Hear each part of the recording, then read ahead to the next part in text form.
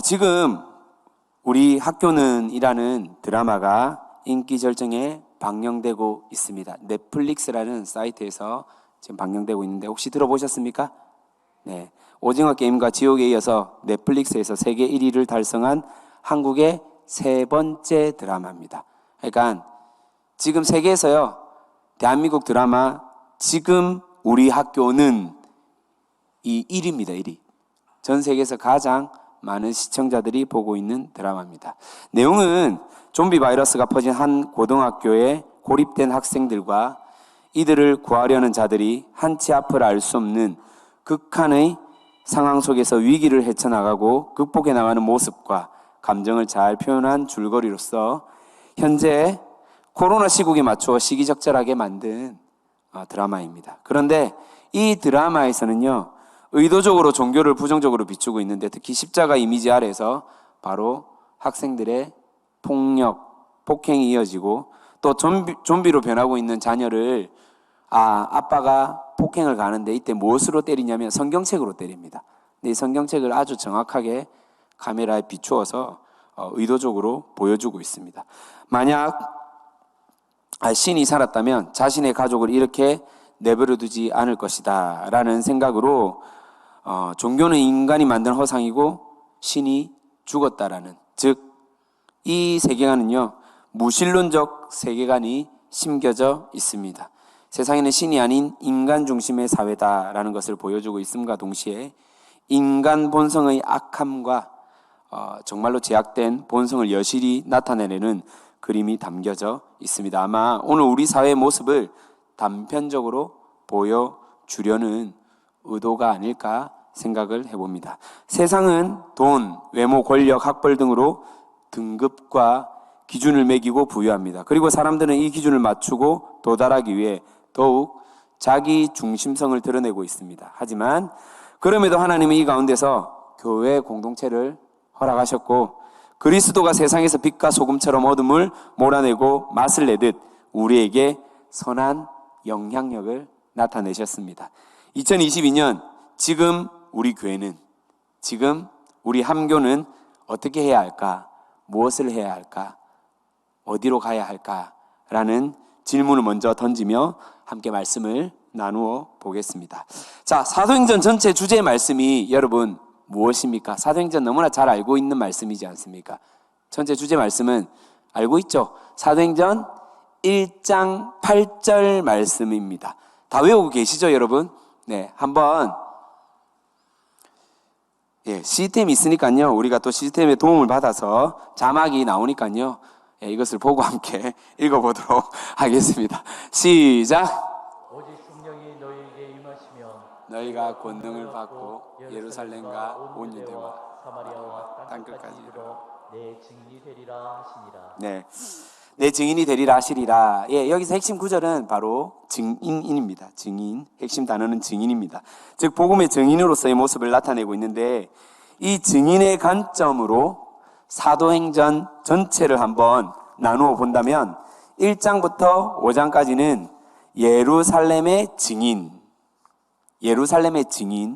관한 이야기를 하고 있습니다. 6장부터 11장 18절까지는요, 유대와 사마리아까지의 증인에 관한 이야기를 하고 있습니다. 그리고 오늘 본문입니다. 11장 19절부터 사도행전 28장까지는 땅끝을 향한 증인들의 이야기로 이어집니다. 다시 한 번 더 말씀드리겠습니다. 1장부터 5장까지는 예루살렘의 증인, 6장부터 11장 18절까지는 유대와 사마리아의 증인, 그리고 11장 19절부터 28장까지는 땅끝을 향한 증인입니다. 그러면 29장은 어떤 내용이겠습니까, 여러분? 사도행전 29장은 어떤 내용일까요? 네, 그렇죠. 사도행전 29장은 바로 우리 함께하는 교회의 이야기, 우리 가족과 우리 삶, 우리 학교, 우리 직장의 이야기로 이어지겠죠. 맞습니까, 여러분? 사도행전은 다 알고 계시지만은 28장까지만 있습니다. 그래서 29장은 우리가 이어져서 말씀을 기록하는 마음으로 살아야 한다는 것입니다. 사도행전은 좀 독특한 특징이 있는데 제가 일부 예배 때 이렇게 표현했거든요. 미완성된 유일한 성경이다. 근데 이게 명확하게 표현되지 않은 것 같습니다. 다시 한 번 더 정확하게 말하면 미완성된 완성본이다. 좀 말이 어렵나요? 미완성된 완성본이다. 조금 쉽게 풀면 여러분 영화를 볼 때 깔끔하게 주인공이 어렸을 때 이렇게 고통을 당하고 부모님을 잃고 그래서 성인이 되어서 이제 내가 복수를 위해 칼을 갈다가 그렇죠? 이제 찾아가서 원수를 죽이고 해피엔딩 보통은 이렇게 돼야 되는데 요즘 영화는 어떻습니까? 악당이 끝까지 살아남고 주인공이 뭔가를 더 해야 되는데 갑자기 그렇죠? 엔딩이 되고 자막이 올라갑니다. 그러면 영화를 보는 사람들의 마음이 어떻습니까? 뭔가 더 있는데 왜 끝이지? 이런 느낌 들지 않습니까? 2탄이 나오려나? 내년에 다시 시즌2가 나오려나? 이런 생각을 가지면서 저희가 영화관을 나올 때가 있습니다. 사도행전이 그런 겁니다. 끝은 났습니다. 아주 완벽하게 끝이 난 하나님의 말씀입니다. 변함이 없습니다. 이해가 되시죠? 그런데 미완성된 완성본입니다. 미완성된 부분이 뭐냐? 우리가 이제 그렇게 살아가야 되고 써내려가야 된다라는 의미가 있다라는 것입니다. 조금 이해가 되십니까? 네. 자, 다시 한 번 더 우리가 사도행전을 전체를 한번 정리를 해보면 1장부터 11장 18절까지는요. 우리가 사도행전 전체 주제가 뭐였죠? 1장 8절에 예루살렘과 온 유대와 사마리아 땅끝까지 증인이 되라는 거죠. 그러면 11장 18절까지는 뭐냐면 예루살렘, 온 유대, 사마리아까지 복음이 전파가 되었다라는 것입니다. 그리고 이제 11장 19절부터는 마지막 부분에 이제 우리가 이어가서 살아야 할 몫이라는 겁니다. 땅 끝까지 이르러 해당하는 부분의 시작의 말씀이 바로 11장 19절부터의 말씀이라는 것입니다. 즉 땅끝을 향한 증인들의 확장성이 나타나는 말씀 본문입니다. 자, 이 부분을 어떤 관점으로 저희가 바라봐야 되냐면 그동안 복음이요 지리적으로 지형적으로 보면 예루살렘이라는 지역, 온 유대라는 지역, 그리고 나아가서는 겨우 팔레스타인 내에 사마리아까지 전해지던 것이 드디어 이 지역의 울타리 경계가 무너져서 시리아 지역과 지금의 동유럽까지 확장되고 있다라는 것입니다. 지리적으로 지금 이야기를 했습니다. 또는 사회 인종적으로는 유대인이라는 틀에서 헬라인과 이방인으로 복음이 전파되는 복음의 패러다임이 완전히 새롭게 전환되는 부분이라고 말할 수 있습니다. 또는 조금 어렵게 물리학적으로 한번 설명을 해보면 물이 원래 고체였는데 액체로 되는 시점이 있죠. 맞죠? 얼음이었다가 액체로 되는, 그리고 액체였는데 기체로 되는 시점이 있습니다. 끓는 점이 되면 액체가 뭘로 변합니까? 수증기로 변하죠. 기체로 변하지 않습니까? 이게 무슨 말이냐면 결국은 복음의 임계점에 도달하는 이 시점이 되었다라는 겁니다. 임계점. 넘어섰다라는 겁니다.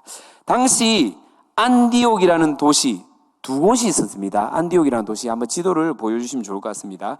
도시가 두 군데가 있었는데 에베소 가기 직전에 있는 안디옥 지역의 도시가 아니라 저희가 예루살렘 보이십니까, 여러분?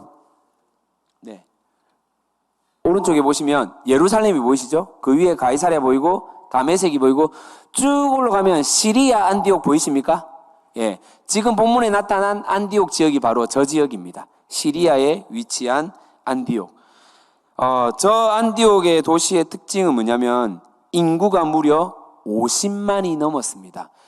그럼 뭐 김해밖에 안 되네요. 우리 부산 지금 350 줄여서 지금 400만에서 350만인데 50만이면 작은 도시 아닙니까? 라고 생각할 수 있겠지만은 당시에는 오늘날처럼 그렇게 많은 인구들이 모여 사는 도시가 없었습니다. 예를 들면 부산처럼 몇백만, 서울처럼 뭐 1000만 이렇게 넘어가는 도시가 없었다라는 겁니다. 50만이면 아마 안디옥 도시보다 큰 도시는 아마 알렉산드리아라는 도시 말고는 없었던 걸로 알고 있습니다. 그만큼 대도시였습니다. 자, 대도시란 말은 뭐냐면 이 특징이 있는데 로마 황제를 위한 신전이 있었고요. 목욕탕도 있었고요. 그리고 당시에 보기 힘들었던 마차가 왕복으로 다닐 수 있는 대로, 큰 도로, 그것도 대리석으로 포장된 길이 될 정도로 발달된 도시였습니다. 어마어마하게 발달된 도시였습니다. 자, 도시가 발달했다, 인구가 많다라는 의미가 뭐냐면요. 결국은 그곳에 상업이 활발하게 이루어졌다라는 것이고 많은 유흥거리들이 넘쳐났다라는 것입니다. 이것을 한마디로 우리 관점으로 말을 하면 뭡니까? 죄짓기에 참 좋은 지역이다 이 말입니다.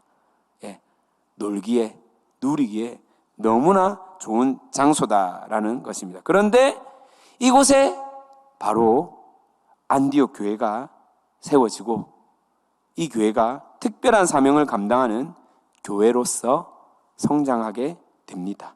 그 성장 배경을 찬찬히 살펴보면 먼저 19절에 보니 이렇게 되어 있습니다. 그때 스데반의 일로 일어난 환란으로 말미암아. 자, 스데반의 일로 일어난 환란 어떤 내용입니까? 스데반의 그 설교 내용이 사도행전에 있죠. 아시죠, 여러분? 사도행전 6장 8절부터 8장 3절까지 스데반의 설교와 순교에 관한 내용입니다. 스데반이 흔히들 이제 우스갯소리로 이렇게 얘기합니다. 설교를 너무 길게 하면 안 된다. 그러면 이렇게 위협에 노출될 수 있다라고 이제 목사님들이 한 번씩 이야기를 하는데 결국은 스데반이 한 편의 설교를 하고 난 뒤에 순교를 당합니다. 스데반의 복음 전파가 죽임을 당한 것으로 끝난 것이 아니라 나아가서는 더욱 심한 기독교 탄압으로 이어집니다. 참고로 그때 이런 탄압을 주도했던 인물이 누굽니까? 사울이잖아요. 사울 같은 말입니다. 그리고 놀랍게도 사울은 그 다음 장에 회심합니다. 9장에서 회심하게 됩니다. 하지만 탄압과 박해 속에서 오히려 복음은 점점 전파되고 있습니다. 비록 믿는 사람들, 즉 증인들은 흩어졌지만 흩어진 자들에 의해 복음의 영향력은 더욱 번져가게 된다라는 것입니다. 오늘 본문에서도 흩어진 사람들이 베니게와 구브로와 안디옥까지 가서 유대인들에게 말씀을 전하였다라고 되어 있습니다. 여기서 흩어진 무리는요, 디아스포라의 어원에 해당되는 단어인데 명확하게 드러난 특정 인물을 나타내는 것이 아닙니다. 흩어진 사람들, 누구다의 개념이 아니라 이름 모를 다수의 사람들을 나타내고 있다라는 것입니다. 이들은 다른 복음이 아니라 주 예수님이 주님인 것을 전하였습니다. 이때 주님의 손이 함께 하셨는데 이 의미는 하나님께서 전하는 증인들을 도우시며 지키시며 함께 하셨다라는 겁니다. 복음을 전하는 증인에게는 주님의 손이 함께하는 은혜가 있다는 것입니다. 고로 우리 함께하는 교회는 복음을 전하는 전초기지의 공동체이기에 언제나 주님의 손이 함께하고 있는 은혜가 있음을 기억하기를 소망합니다. 자, 그 결과가 수많은 이들이 복음을 믿고 주님께로 돌아왔습니다. 그리고 이 기쁜 소식은 어디입니까? 바로 예루살렘 교회, 안디옥 교회의 모체라고 볼 수 있는 예루살렘 교회까지 전해지게 되었습니다. 이에 예루살렘 교회는 바나바를 안디옥으로 파송하게 됩니다. 본문은 바나바를 어떻게 묘사하고 있습니까? 오늘 본문에서 바나바는 어떤 사람이다? 첫 번째는 착한 사람이다. 두 번째는요, 성령과 믿음이 충만한 사람이다 라고 나타내고 있습니다. 단지 도덕적으로 행실이 착한 사람을 넘어서서 의롭고 그보다 더 높은 잣대의 기준을 가지고 선한 삶을 살아가는 사람임을 표현하고 있다는 것이고, 나아가서는 영적으로 충분한 자임을 표현하였는데, 이는 그리스도에 대한 변함없는 헌신과 하나님을 전적으로 신뢰하며 순종하는 사람인 것을 함축적으로 말하고 있다는 것입니다. 또다시 수많은 사람들이 더해지고 있습니다. 전도의 열매가 풍성하게 이루어지고 있음을 말하고 있습니다. 여기서 끝나는 것이 아니라 바나바는요, 바울의 고향인 다소로 가서 직접 이 바울을 데리고 옵니다. 데리고 와서 뭘 합니까? 가르칩니다. 전도된 그 제자들을 가르칩니다. 그리고 가르침을 받은 이들의 특별한 닉네임, 호칭이 부여됩니다. 무엇이라고 합니까? 그리스도인, 우리말로 예수쟁이, 고급지게 크리스찬으로 불려지게 되었다라는 것입니다. 이것은요, 놀랍게도 같이 믿고 있는 사람들이 그리스도인, 예수쟁이라고 부른 것이 아닙니다. 믿지 않는 사람들로 하여금 믿는 사람들, 이 가르침을 받은 제자들에게 너는 그리스도인이네, 너는 예수쟁이네, 이게 어떤 놀림이나 어떤 비판적으로 말하는 의미가 아니에요. 아, 너는 남다르네, 정말로 특별하네, 예수쟁이라서 다르네 라는 의미입니다. 무슨 말이냐면 정말로 그 지역을 위해서 헌신하고 섬기고 나름 손해보고 이렇게 예수쟁이로서의 빛을 발하며 소금같이 맛을 내며 살았다라는 것입니다. 이후에 계속해서 예루살렘 교회에서 안디옥 교회로 여러 사람들을 파송을 합니다. 특히 선지자들을 보내기도 하였는데 그 중에서 아가보라는 사람이 기근을 예언하였습니다. 실제로 그 당시 로마 황제였던 글라우디오 때 큰 흉년이 들었는데, 이로 인해 어려움에 처한 예루살렘 교회를 안디옥 교회가 돕고자 구제 헌금을 모아 바울과 바나바를 보내었습니다. 신기하죠, 여러분? 모체 교회에게 이제 이방 전도를 시작한 안디옥 교회가 부흥이 되고 확장성이 일어나니까 오히려 돕고 있다라는 것입니다. 자, 오늘 본문은 복음의 전환점이 된 사건으로서 매우 중요한 내용입니다. 그리고 위드 코로나에 접한 우리의 삶과 비교하며 적용할 수 있고 실천할 수 있는 중요한 말씀입니다. 그래서 오늘 본문을 가지고 함께하는 교회가 어떻게 살아가야 될 것인가, 지금 우리 함교는 어떻게 살아가야 될 것인가 함께 나누어 보도록 하겠습니다. 스데반 한 사람의 죽음으로 끝난 복음이 아닌 한 사람의 죽음으로 결국 복음이 곳곳에 흩어지고 뿌려집니다. 생명을 빼앗아가는 위협과 공포, 두려움 속에서도 복음은 더욱 확장된다는 것입니다. 자, 오늘날 코로나로 인해 우리 삶의 여유와 넉넉함이 조금씩 사라지고 있습니다. 마음은 점점 쪼그라들고 위축되고 어려워지고 있죠. 그리고 교회를 가야 하는 부담감과 굳이 꼭 교회를 나가야 되나? 라는 갈등이 자리 잡고 있는 시대입니다. 전도를 해도 우리의 이 복음을 외치는 소리가 마치 울리는 꽹과리 같이 여겨지기도 합니다. 왜냐면요, 교회보다 훨씬 더 버라이어티하고 재미지고 신나는, 요즘 말로 감성 오지는 거리들이 너무나 많은 시대거든요. 훨씬 더 재밌거든요. 주일에 굳이 교회로 와야 되나? 이때 캠핑을 가지, 불멍을 때리지, 호캉스를 누리지, 내가 굳이 왜 교회를 와야 돼? 라는 생각을 하며 살아간다는 사람들이 참 많습니다. 그런데 오늘 본문은 말합니다. 예수님을 주님으로 전하는 것, 이 진리에 수많은 이들이 회심하고 돌아오게 된다는 것입니다. 코로나로 겉으로 표현하지 않지만은 그 마음속에 있는 그 불안감, 두려움, 우울감들, 인간이 구해놓은 방법으로는 절대 해결할 수 없다는 것을 누구보다도 스스로가 잘 알 겁니다. 이때 예수 그리스도가 주님입니다. 예수님이 우리의 창조주이며 인생 가운데 해답이며 대안이며 정답입니다. 이 사실, 이 진리, 이 복음을 전할 때 놀라운 그리스도의 역사하심의 능력이 나타날 줄 믿습니다. 그 증인이 누굽니까? 바로 여러분들이지 않습니까? 아닙니까, 여러분? 그렇게 나온 자들이 아닙니까?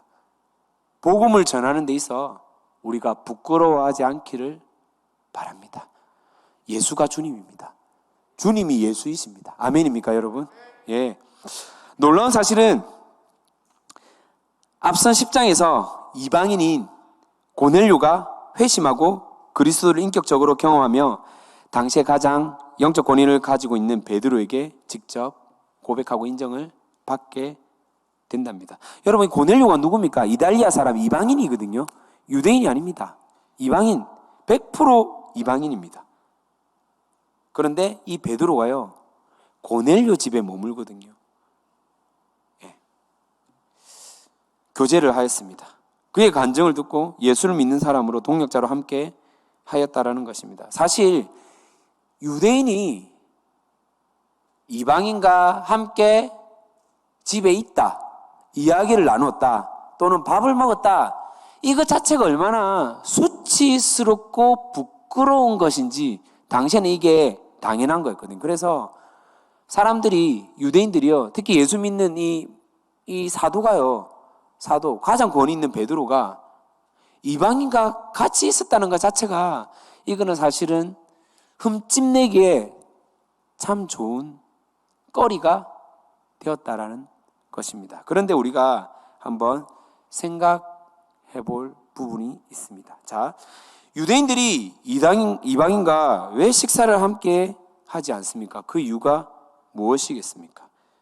유대인들이 생각할 때 이방인들이 믿는 이방 신들에게 제사를 하고 난 후 남은 음식을 먹을 수도 있으니 그들과 함께 식사를 하게 되면 나도 혹시나 이방 신을 섬기는 사람이 되지 않을까, 또는 하나님 앞에 정결함을 잃어버릴 수 있다라는 두려움이 있었기 때문입니다. 그런데 여기서 유대인들의 기준이 점점 강화됩니다. 이방인들과 식사도 하지 말고 교제도 하지 말고 잠도 함께 자면 안 된다는 것입니다. 중요한 것은 성경에는 이런 말씀이 없다라는 것입니다. 이런 맥락의 내용도 없습니다. 어느덧 사람이 만든 규범과 규칙이 전승으로 남겨지고 전통이 되어서 꼭 지켜야 할 법칙이 되고 있다라는 것입니다. 가장 쉬운, 조금은 다른 부분일 수도 있겠지만은, 자, 안식일에 병자를 고치면 안 된다라고 바리새인들이 막 이야기를 했습니다. 그런데 이걸 누가 어깁니까? 예수님이, 그렇죠, 안식일에 병자를 고칩니다. 예수님이 어겼다는 말이 참 이게 말이 문맥상 안 맞는 말인데, 왜냐하면 율법의 완성자이신 예수님이 어긴다는 말은 사실은 거북하죠. 말이 안 맞는 부분이죠. 그런데 우리는 우리 스스로가 하나님의 말씀인 양 생각하고 매이며 그것이 옳다라고 여기며 살아갈 때가 참 많다라는 것입니다. 실제로 제가 대학부 때 어떤 일이 있었냐면, 같이 예배를 드렸던 한 형제가 모자를 쓰고 이렇게 예배를 드리고 있었습니다. 사실 이 형제는 이마와 머리에 큰 화상이 있어서 그것들을 가리기 위해서 모자를 쓰고 예배를 드렸는데, 모자를 쓴 형제를 이제 어떤 장로님이 보게 되었습니다. 네. 모든 장로님이 그렇지는 않은데 그 장로님이 유독 좀 예배에 대한 나름대로 높은 기준과 잣대가 있었나 봅니다. 그리고 이 형제를 이렇게 핀잔을 주는 겁니다. 어디 예배 때 모자를 쓰고 예배를 드리느냐, 그러면 안 된다, 이렇게 얘기하고, 또 담당 교육자를 불러다가 다시 이것들에 대해서 정확하게 지적을 하는 겁니다. 요즘 아이들이 왜 예배 때 복장이 이렇게 불량스러우느냐, 모자를 왜 쓰느냐, 이렇게 막 핀잔을 주었다고 합니다. 여러분, 질문드립니다. 성경에는 모자 쓰면 안 된다는 말씀이 있을까요, 없을까요? 없죠. 그러면 다 모자를 쓰면 됩니까? 우리는 항상 흑백 논리로 이거 안 되니까 이거 하면 돼, 이거 하면 되니까 이렇게만 하자라고 생각하는데, 무슨 말이냐면 때로는 공동체의 덕을 위해서 우리가 해야 할 것과 하지 말아야 할 것들이 있다는 것입니다. 그리고 이 친구는요, 자신의 화상, 흉터로 말미암아 자기도 조금 부끄럽고, 그렇죠? 타인에게 혹시나 혐오감을 줄까봐 그래서 가렸던 건데, 앞뒤 좌우 상황도 물어보지 않은 채 일단 무조건 그 장로님은 그 아이를 질책하고 뭐라 했다고 합니다.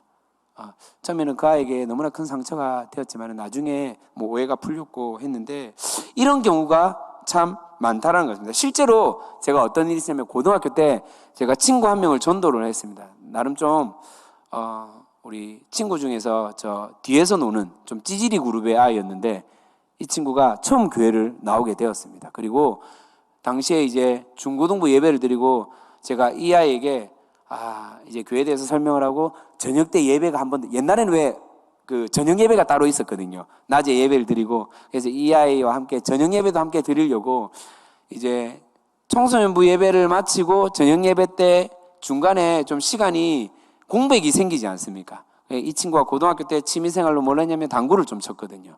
그래서 뭘 하고 싶노? 이라길래 이제 당구를 치고 싶다고 해서 교회 근처에 있는 당구장을 데리고 가서 같이 당구를 쳤더랬습니다. 그런데 나름대로 또 열심을 가지고 있는 교회 선배님이 좀 있었습니다. 그리고 주위에 소위 말해서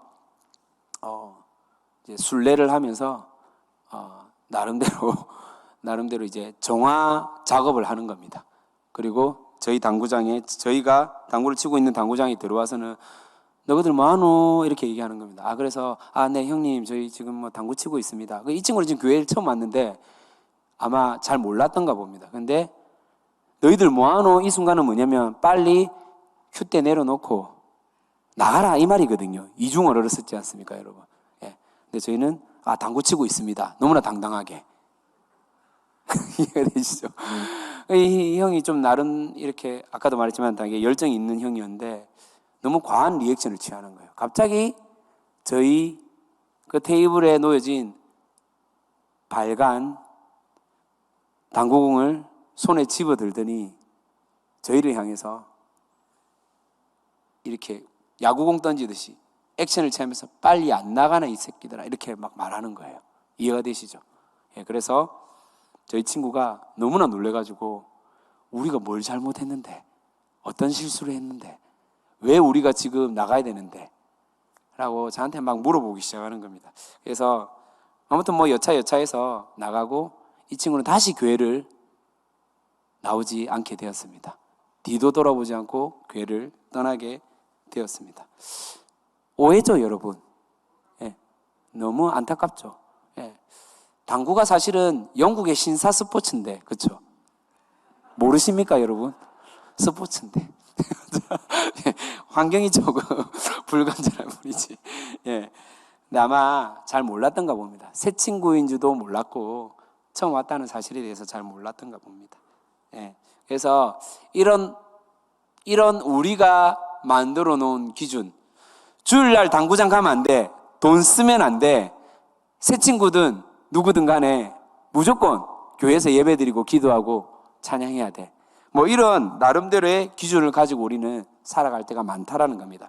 우리가 믿고 있는 예수님의 말씀을 잘 모르고 내가 듣고 느끼고 생각한 나의 말씀이 마치 예수님의 말씀처럼 고착화되어 살아갈 때가 많다라는 것입니다. 그런데 정말 신기하고 놀랍고 우픈 현실이 뭐냐면요, 저 역시 신앙생활 가운데 나도 모르게 자리 잡은 고정관념처럼 정해놓은 룰을 적용시키거나 생각하는 경우가 있다라는 것입니다. 제가 이제 보통 토요일마다 우리 장년부 예배팀 연습을 하고 또 한 달에 한 번은 청년부 예배팀 연습을 같이 하거든요. 청년부와 예배팀 연습을 하는데 이제 연습을 막 했습니다. 리허설도 하고 똑같이 주일날 찬양 순서를 이렇게 같이 불러가면서 하다가 이제 악기를 연주하는 세션팀과 조금 호흡이 안 맞아서 가서 막 설명을 하고 있습니다. 이 부분은 이렇게 넘어가고 이렇게 하고 막 설명하고 있는데 같이 찬양을 불렀던 싱어들이 조금 지쳤는지 제 뒤에 놓여져 있는 의자 4개가 있죠. 마치 전세 냈냐 다들 폴더폰 모양으로 해가지고 허리를 축 늘어뜨린 채 앉아가지고 핸드폰을 보고 있는 겁니다. 제가 이야기를 하다가 딱 돌아서서 이까지 걸어오는데 아이들 4명이 앉아있는 모습을 보니까 저도 모르게 아니 저 녀석들이 이 거룩한 의자에 어떻게 아무리 철이 없어도 강단에 옛날에 나는 신발도 못 신고 아니 허락을 받고 올라갔는데 어떻게 아무리 지금 교회가 좋아졌다지만은 제 안에 너무 갈등이 막 되는 거예요. 지금 뭘 해야 되나? 빨리 지금 일어서라고 해야 되나? 그래도 애들 얼마나 힘들어. 토요일 날 시간 내어서 이렇게 와가지고 피곤한데 매번 헌신하는 마음으로 왔는데 저 의자에 앉아있는 게 뭐가 크게 죄인가. 아니지, 그래도 어디 감히 의자에 저 거룩한, 혹시 저와 같은 생각을 가지고 계신 분 있지 않습니까? 다들 열려있는 분들이군요. 제가 참 보수적이라는 생각을 또 했습니다. 순간적으로 애들을 말하진 않았는데 저도 모르게 고착화된 내가 갖고 있는 기준과 룰을 가지고 아이들에게, 청년들에게 대하고 있지 않나라는 생각을 해보았습니다. 놀라운 것은 여러분, 우리 교회는요 정말 열려있는 교회이지 않습니까?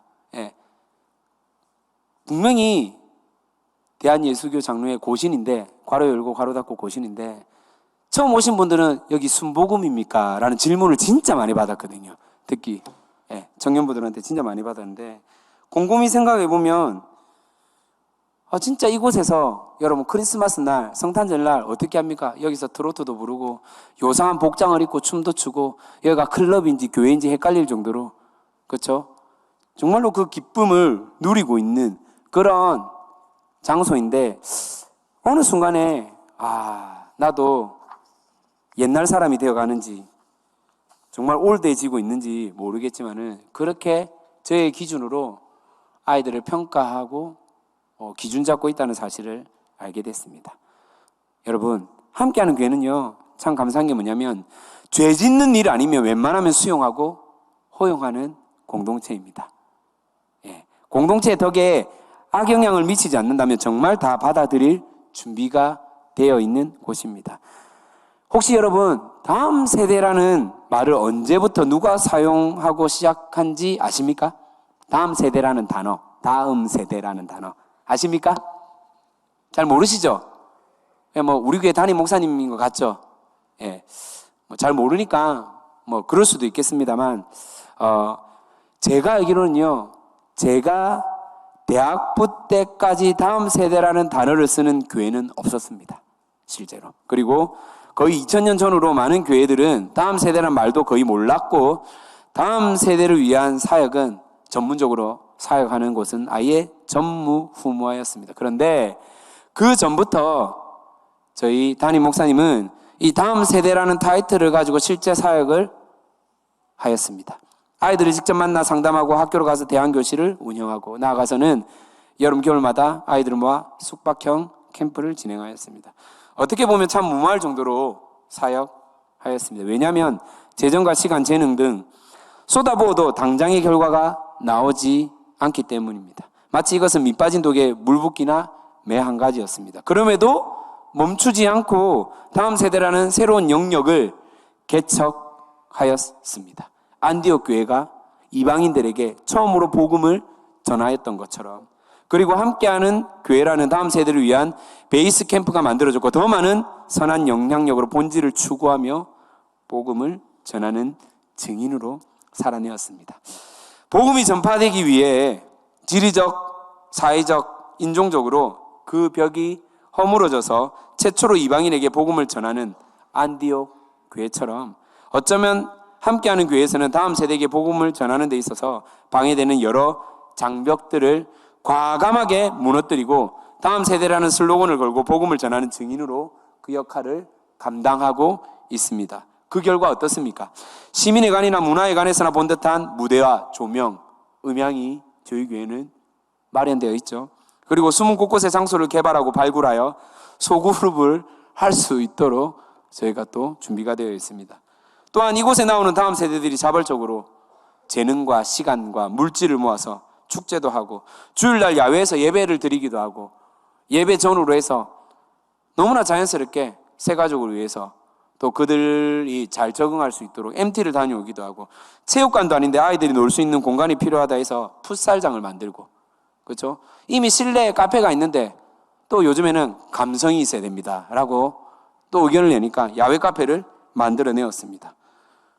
여러분, 이게 그냥 당연히 그런갑다라고 생각하시면 안 됩니다. 여러분, 당연하다라고 여기시면 절대 안 됩니다.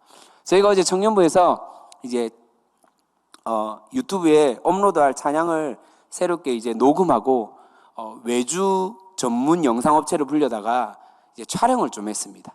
촬영을 했는데 이 팀들이 뭐 하는 팀이냐면 뭐 지금 아주 유명한 제이어스나 위러브 같은 팀들과 함께 같이 이렇게 찬양 콘서트도 하고 여러 가지 영상 작업들을 하는 전문적인 팀입니다. 여러 교회를 다니고 있고 현재 본인들이 출석하는 교회도 부산에서 제일 큰 교회, S교회.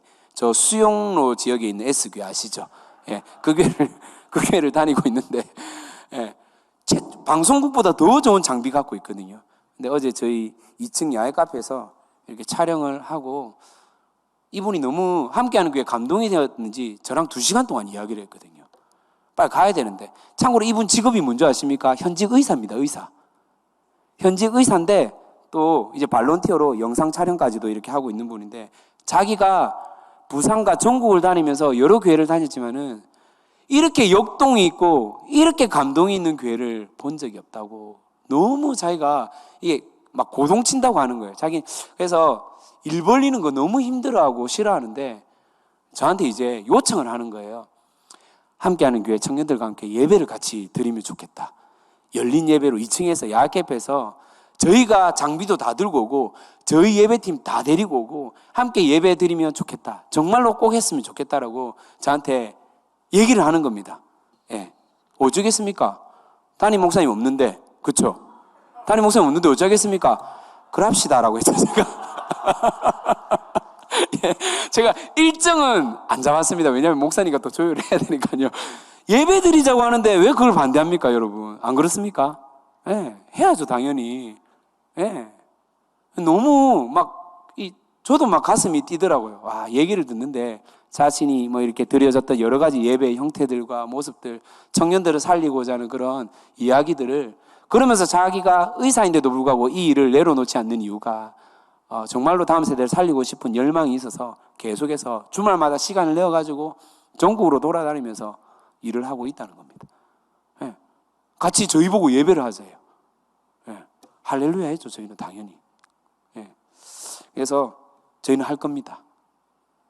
같이 하실 분들 3월 중에 4월 중에 상반기 중에 목사님 유튜브로 듣고 계시면 잘했다 칭찬하시겠죠. 그렇게 믿어 의심치 않습니다. 네. 자, 함께하는 교회가 사실 자랑할 만한 역사와 전통은 아직 없습니다. 그렇죠? 뭐 깊은 연륜이 있는 교회도 아닙니다. 하지만 안디옥 교회처럼 예루살렘 교회가 어려움에 처했을 때 발벗고 나서서 돕는 교회가 되었습니다. 아시죠, 여러분? 맥주 감사 헌금으로 코로나로 힘든 시간을 보내고 있던 이웃 교회를 섬겼던 간증의 시간. 저희 성도님들이 직접 가서 예배 드리고 섬기고 이야기를 들었지 않습니까?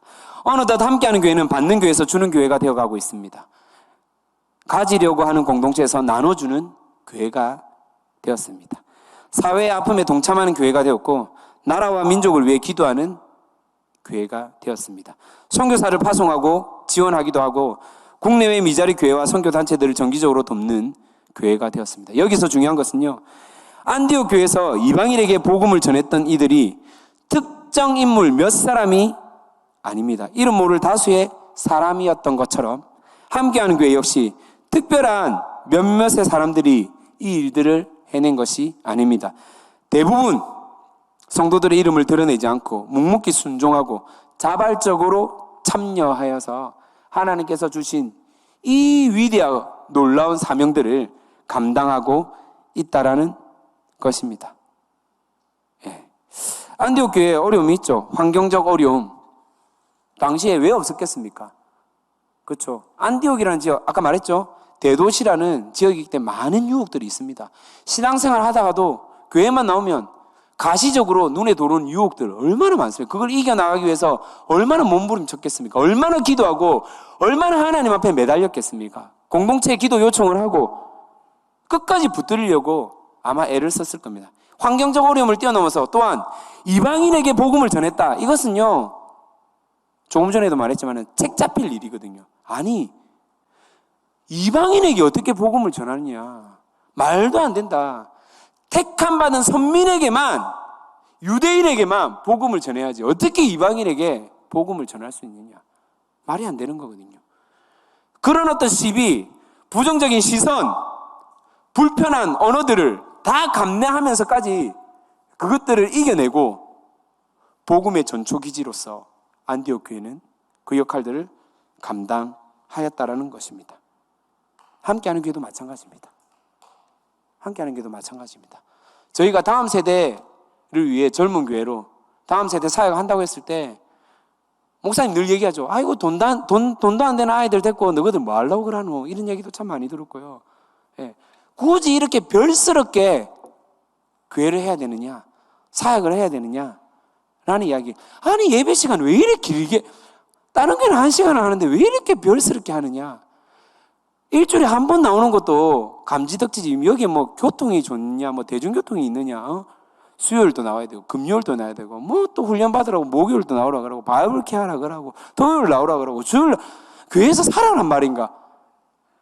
예, 이런 가장 가까운 가족들의 반대부터 시작해서 자녀들의 반대부터 부모님들의 반대부터, 더군다나 지금 어떤 시국입니까? 코로나 시국에 굳이 너희들이 교회를 지금 나가야 되느냐, 이렇게 피해를 끼치면서까지 교회를 나가려고 하느냐라는 눈치와 시선을 받으면서 저희가 지금 함께하는 교회의 정체성을 붙들고 있다라는 것입니다. 여러분, 현재 시리아에는요 안디옥 교회가 없습니다. 현재로는 사라졌습니다. 정확하게 말하면 건물이 사라졌습니다. 하지만 안디옥 교회에서 최초로 불려진 그리스도인이 지금도 이어지고 있습니다. 우리에게도 이어졌듯이 말이죠.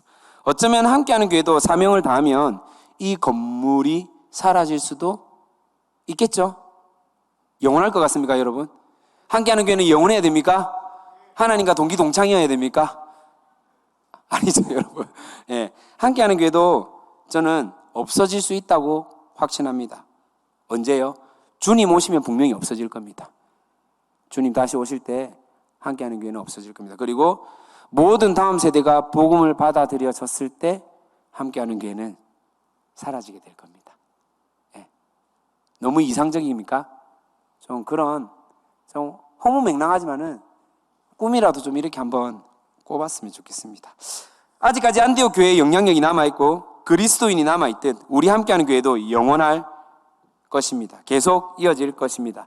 다음 세대 하면 함께하는 교회, 다음 세대를 준비하는 교회 하면 함께하는 교회. 다시, 다음 세대 하면 어떤 교회? 함께하는 교회. 다음 세대를 준비하는 교회 하면 어떤 교회? 그래서 저희가 이걸 하는 겁니다. 무엇을 하냐고요? 무엇을 합니까, 여러분? 다음 세대를 준비하는 교회이기 때문에 우리는 이것을 합니다. 무엇을 합니까? 그렇죠. 다음 세대를 준비하는 다준. 할렐루야. 저희가 저번 주까지 목표가 25명 모집 목표를 가지고 다준학교를 이제 준비하고 있는데, 여러분 이 코로나 시국에요 25명이 넘어버렸습니다.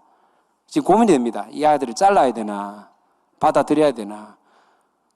너무 당연하게 지금 저를 이렇게 바라보고 뭐 그 당연한 거 아니야, 한 50명쯤 모여야 되는 거 아니야 라고 지금 저를 바라보시는데, 지금 코로나예요, 여러분. 지금 되게 이렇게 제한된 시국 속에서 25명이 넘는 청년들이요 하나님 앞에서 하나님을 더 알아가겠다고, 그 십자가를 지신 예수 그리스도를 닮아가겠다고, 치열하게 예수님의 정체성을 가지고 살아가겠다라고 신청하며 나왔다라는 것입니다. 여러분, 정말로 이게 놀라운 우리에게 주신 특별한 은혜인 줄 믿습니다. 이제 마지막입니다. 적용입니다. 우리의 정체성은요 함께하는 교회 성도입니다. 함께하는 교회의 다움을 가지고 있는 성도입니다. 22년 새 정확하게 한 달이 지났죠. 음력으로 치면 다시 첫 번째 주일이 되었습니다. 맞죠? 지난주 설이었으니까 오는 주일이 첫 번째 주일 맞습니까? 예. 담임 목사님께서 안식달로 이제 출타 중이십니다. 이때 우리가 이 교회를 지켜나가면 참 좋겠다는 생각을 해봅니다. 뭐 이렇게 생각하신 분들 혹시 있지 않습니까? 함께하는 교회니까 목사님 한 달 안식 가셨으니 나도 따라서 함께 가렵니다. 나도 함께 안식을 누리렵니다. 아이고, 목사님 딱 안식 가셨을 때 이때 아니면 우리도 언제 안식 누리겠습니까? 라고 이상하게 적용하시는 분들이 더러 있는 것 같습니다. 여러분, 이게 아니에요. 그거는 제대로 된 적용이 아닙니다, 여러분. 혹시 지금 오늘까지만 나오고 나도 같이 나가려고 지금 마음먹으신 분들 회개하시길 바랍니다. 돌이키시길 바랍니다. 여러분, 목사님이 안식달로 가셨다는 말은 뭐냐면 이제 우리 성도들을 믿고 신뢰한다라는 겁니다. 비어있는 그 빈자리를 우리 성도들이 충분히 채워서 그 자리에서 기도하고 예배할 수 있는 역량이 되었다라는 겁니다. 아멘입니까, 여러분? 예, 우리가 이제 그 자리를 지켜나가야 할 것입니다. 목사님께서 주신, 목사님에게 주신 명확한 하나님 나라의 소망, 비전을 선명하게 바라보고 성령 충만해서 돌아올 때까지 우리는 이 자리에서요, 하나님 앞에 예배드리고 기도하고 부르짖고 나가야 할 것이라는 겁니다. 그래서 함께하는 교회 공동체로 다시 시작할 수 있기를 소망합니다. 적용이 뭐냐? 지금 우리 함교는 새해 기도의 자리로 다시 나가야 한다는 것입니다. 다시요. 지금 우리 함교는 다시 묵상의 자리로 지켜나가야 합니다. 지금 우리 함교는 다시 예배의 자리로 나가야 합니다. 지금 우리 함교는 다시 전도의 씨앗을 뿌리며 다음 세대에게, 또 다른 다음 세대에게 나아가야 할 것입니다. 한 번 더 적용해 보겠습니다. 지금 우리 함교는 새해 기도 자리로 나아가야 할 것입니다. 지금 우리 함교는 다시 묵상의 자리로 나아가야 할 것입니다. 지금 우리 함교는 다시 예배의 자리로 나아가야 할 것입니다. 지금 우리 함교는 다시 전도의 씨앗을 뿌리며 다음 세대에게 나아가야 할 것입니다. 우리가 그 자리를 지켜나가야 한다는 것입니다. 코로나라는 거대한 파도가 있고 장애물이 있지만 때론 이것으로 말미암아 우리의 정체성을 지키며 살아가기가 버겁고 지칠 때도 있죠. 너무나 힘 빠지고 절망스럽고 낭망스러운 그런 마음이 들 때도 있죠. 하지만 그럼에도 불구하고 우리와 함께 하시는 피난처 되신 주님을 의지하며 나아가기를 진심으로 소망하며 축복합니다. 우리 함께 들었던 말씀을 기억하며 찬양하십시다. 나의 피난처 되신 주님을 의지합니다. 나의 피난처 되신 예수님을 사랑합니다. 나의 가는 길에 거센 바람이 불어도 비바람이 몰아쳐도 주님만을 의지하며 나아갑니다. 우리 함께 고백하십시다. 나의 피난처 예수 의지해요. 나의 피난처 예수, 나의 피난처 예수 의지해요. 나의 가는 길에 거센 바람 몰아쳐와도 나의 피난처 예수 의지해요. 한 번 더 합시다. 나의 피난처 예수 의지합니다. 나의 피난처 예수 의지해요. 나의 피난처 예수 의지합니다. 나의 피난처 예수 의지해요. 나의 가는 길에 거센 바람 몰아쳐와도 나의 피난처 예수 의지해요. 아바 아버지 나를 사랑하시니 아버지 나를 사랑하시니 나의 모든 것 주께 드려요. 아바 아버지 내가 여기 있으니 주님 영광 위하여 써주세요. 나는 영원히 주님 사랑합니다.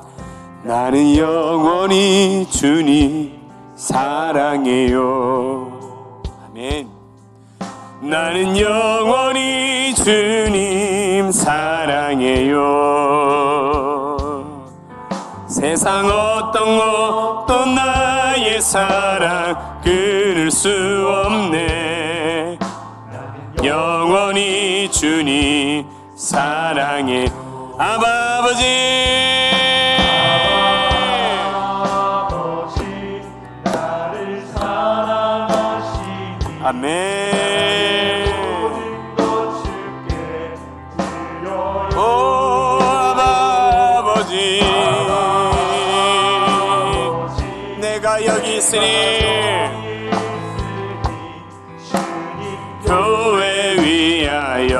위하였어. 아바 아버지 나를 사랑하시니 아버지 나를 사랑하시니 나의 모든 것 주께 드려요. 네 아바 아버지 내가 주님 교회 위하여 써주세요.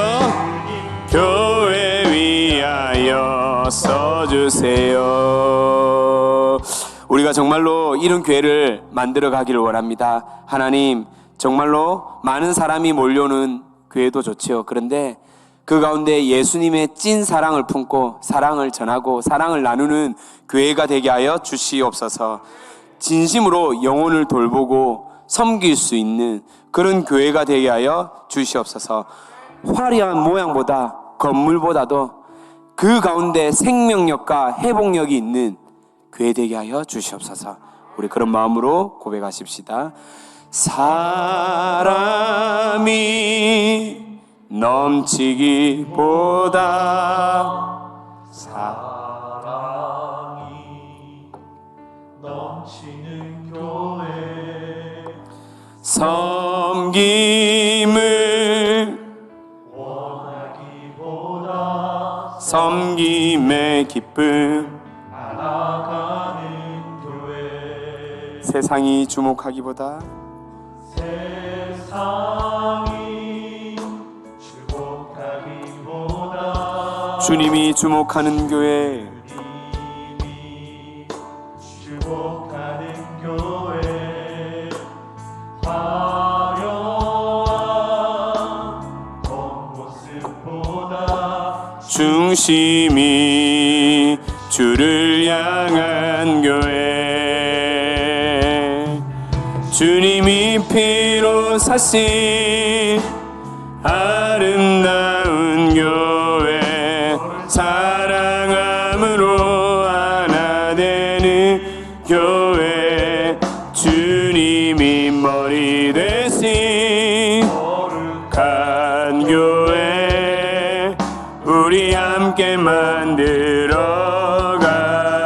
내 작은 생각보다도 내 작은 생각보다도 하나 되매 소중함하는 교회 세상 알려지기보다 알려지기보다 서로가 서로 깊이 아는 교회 주님이 피로 사신 피로 사신 아름다운 교회 교회 서로 사랑함으로 하나 되는 교회 주님이 머리 되신 거룩한 교회 우리 함께 만들어가 주님이 피로 사신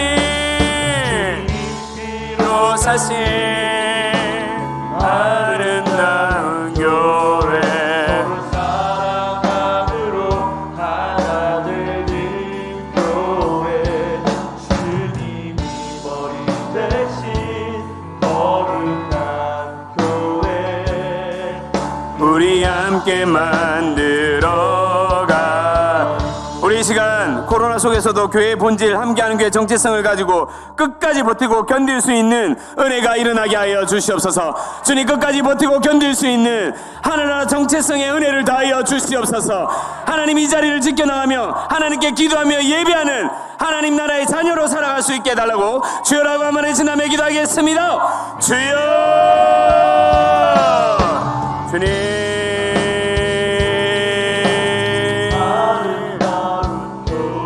원죄를 기억합니다. 하나님 아버지 우리 가운데 다시 한 번 더 하늘나라의 정체성을 부여하셨음에 하나님 아버지 우리의 세상의 말들을 흔들리지 아니하고 하나님 아버지 끝까지 하나님 아버지 함께하는 교회 다음 세대를 준비하는 젊은 교회 하나님 나라를 전하는 교회 하나님의 본질을 기억하고 하나님 아버지 우리 복음의 빚진 자로 살아갈 수 있도록 빛과 소금의 역할을 감당하는 하나님 위대한 하나님의 사명을 감당하고 통로로 쓰임받는 그런 귀한 주님의 지혜를 사용하여 주시오. 하나님 그런 사람 되기 원합니다. 그런 사람 되기 원합니다. 그런 성도이기를 원합니다. 그런 마음을 가지되기 원합니다. 주님 함께하여 주시옵소서.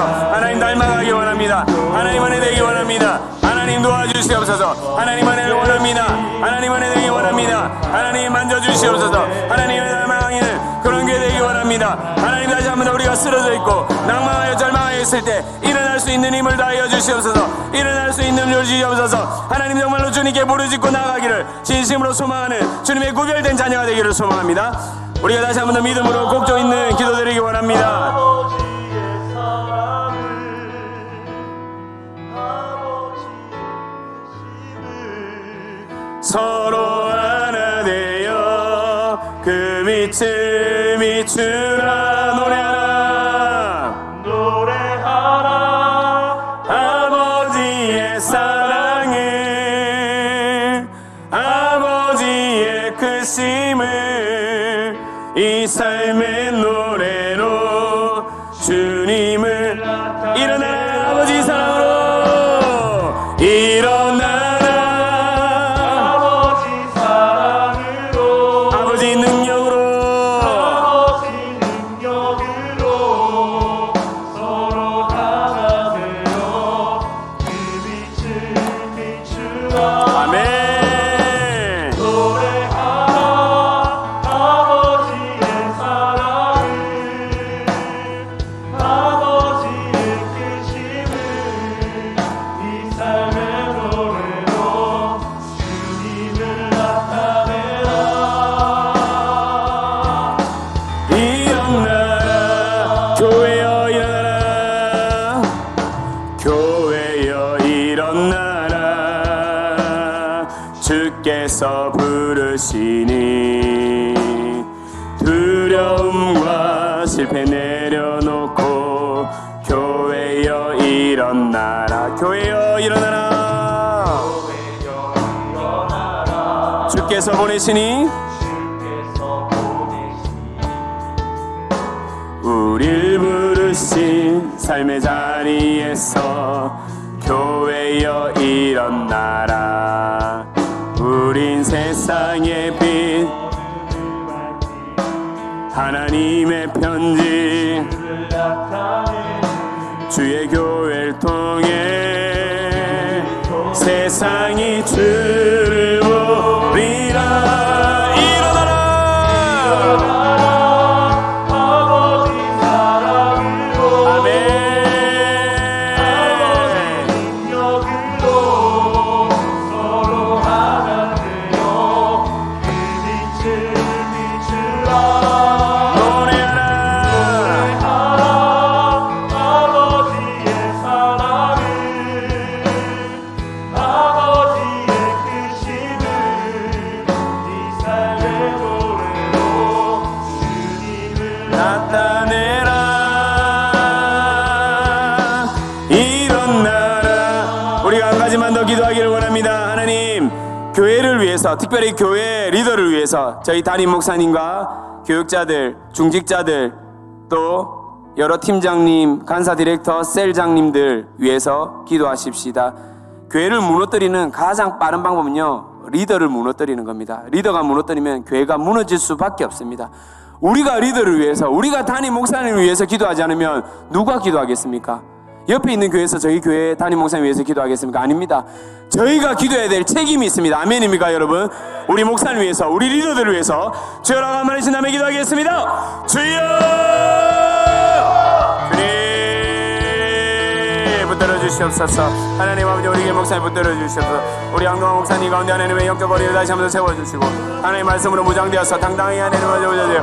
하나님 더욱더 분명한 비전을 가지고 살아가기를 소망합니다. 주님 은혜를 다하여 주시옵소서. 주님 은혜를 다하여 주시옵소서. 하나님의 소망을 가지고 나갈 수 있도록 주님 은혜를 간절히 바라고 소원합니다. 하나님 아버지, 정말 교육자들이 담임 목사님 비전에 발맞춰 함께 손과 발이 되어 하나님의 위대한 사명을 감당할 수 있도록 은혜를 주시고 세우신 중직자들 하나님 은혜를 다하여 주시사 하나님과 함께 이 아름다운 교회를 상겨나가며 공동체를 세워나갈 수 있도록 서로 다툼이 있는 것이 아니라 서로 비난이 있는 것이 아니라 하나님 서로 격려하며 칭찬하며 세워나가고 기도하며 하나님 앞에 예배자로 나가기를 소망하오니 은혜 내려주시옵소서. 하나님 은혜 내려주시옵소서.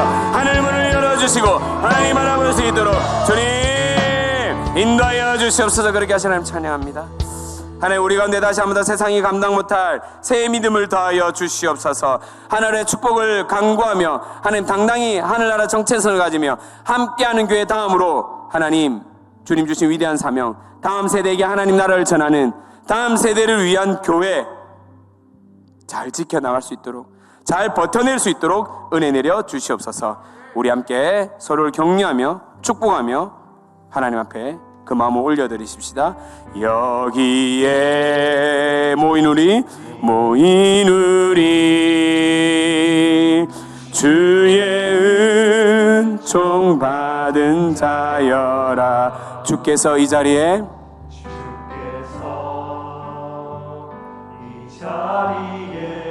함께 계심을 아노라.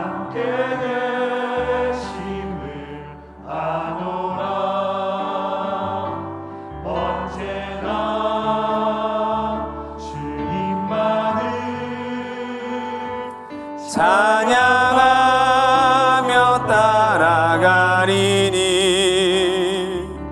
시험을 당할 때도 주께 계심을 믿노라. 이 믿음도 굳세라.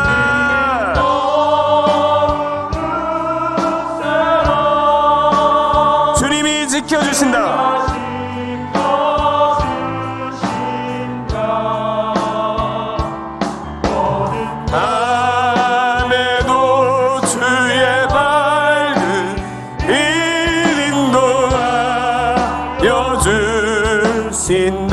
우리 1절로 다시 한 번 더 이 찬양 부를 텐데, 옆에 계신 지체들 향해서, 나의 셀 가족들을 위해서, 유튜브로 예배드리고 있는 가족들이 있다면 자녀를 위해서, 아내와 남편을 위해서 서로 바라보고 손 내밀고 눈 쳐다보시고 찬양하십시다. 여기에 모인 우리, 여기에 손을 바라보며 앞을 보지 마시고요. 우리 주의 은총 받은 자여라. 은총 받은 자여라. 주께서 이 자리에 이 자리에 함께 계심을 아노라. 언제나 주님만을 하며 따라가리니 시험을 당할 때도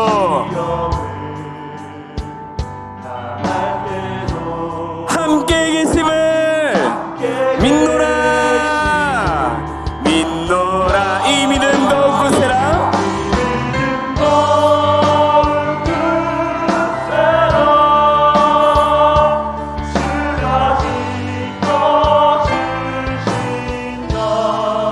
어두운 밤에도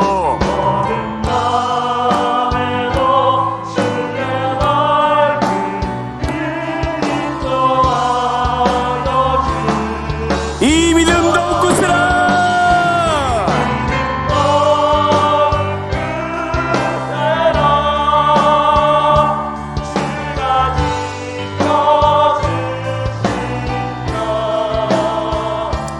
어느 밤에도 주의 밝은 빛 인도하여 주신다.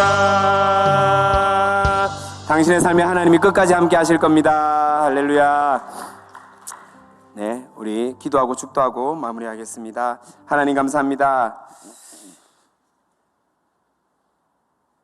세속적인 사고와 세계관으로 말미암아, 가치들로 말미암아 예수쟁여라는 정체성이 참 희미해질 때가 많습니다.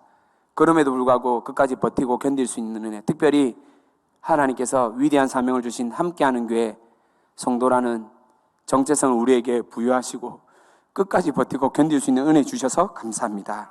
함께 다시 한 번 더 하나님 바라보고 기도하며 예배하고 있는 그 자리에서 하나님 나라를 믿음으로 선포하는 구별된 성도들 가운데 하늘문을 열어주시고 주님의 은혜로 충만히 채워 주시옵소서. 특별히 하나님 아버지, 세상은 돈과 권력과 물질이 자신의 주인이라고 얘기하며 살아갑니다. 그런데 이 물질 또한 하나님 것이라고 고백하는 귀한 성도들 11조를 가져왔습니다. 한 주 동안 우리를 이끄신 하나님 것을 감사하며 감사 제목을 가지고 왔습니다. 기타 여러 가지 봉헌으로 주님께 올려드리며 나온 귀한 손길들 주님 기억하여 주시고 하늘 축복으로 충만히 채워 주시옵소서. 지금은 우리 주 예수 그리스도의 은혜와 하나님 아버지의 끝없는 사랑과 성령님의 감화 감동하심이 끝까지 하나님 나라 정체성을 가지고 다음 세대를 준비하는 젊은 교회, 함께하는 교회 성도로 살아가기로 결단하는 귀한 우리 함께하는 교회 모든 성도님들, 그 가정과 자녀들과 셀 가족들 가운데 지금으로부터 영원히 함께 있을지어다. 아멘.